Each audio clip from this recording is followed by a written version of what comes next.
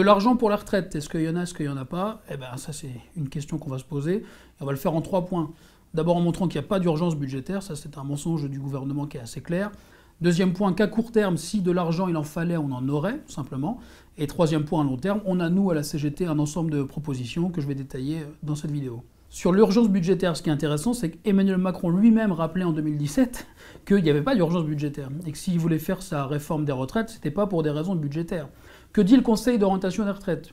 Il dit qu'à horizon 2025, il y aurait un déficit, selon certaines hypothèses, qui serait compris entre 7 et 17 milliards d'euros. Le bateau France ne va pas couler, ça représente 0,5% du PIB, c'est pas grand-chose en réalité.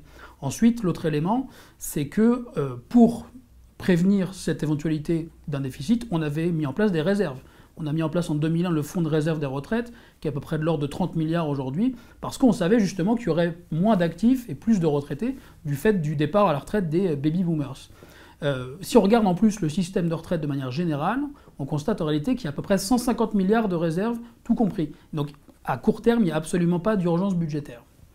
Qu'est-ce qu'on propose, nous, à la CGT sur la question du financement? Il y a une question de court terme, une question de long terme.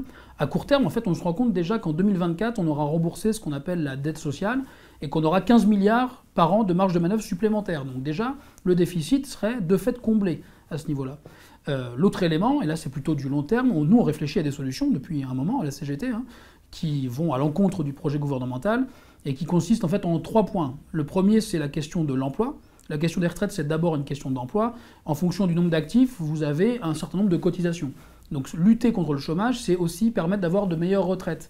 Et en fait, c'est aussi une des promesses du candidat Macron. Ramener le chômage à son niveau d'avant-crise, c'est à peu près 2,4% d'emplois en plus, qui permettrait d'avoir environ 9 milliards de cotisations supplémentaires et surtout de faire des économies sur d'autres caisses, notamment sur l'assurance chômage, 7 milliards d'économies. Donc là, on dégagerait aussi à peu près 16 milliards.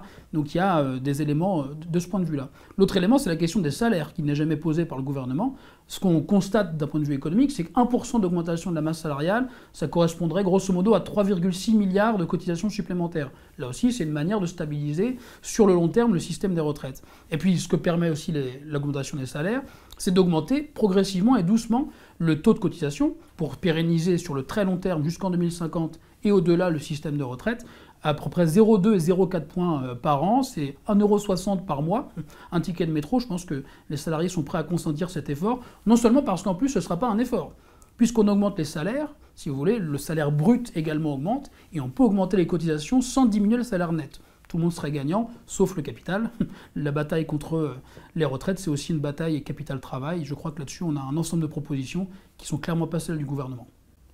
Au rang des propositions, il y a aussi la question de la mise à contribution du capital, qui n'est jamais posée par le gouvernement, et pourtant, le pognon de dingue, il est bien là. Le CICE, qui est désormais un allègement de cotisation pérenne, alors sur la branche de l'assurance maladie, certes, mais qu'on pourrait réorienter sur les retraites si on supprimait cette exonération, c'est à peu près 20 milliards par an.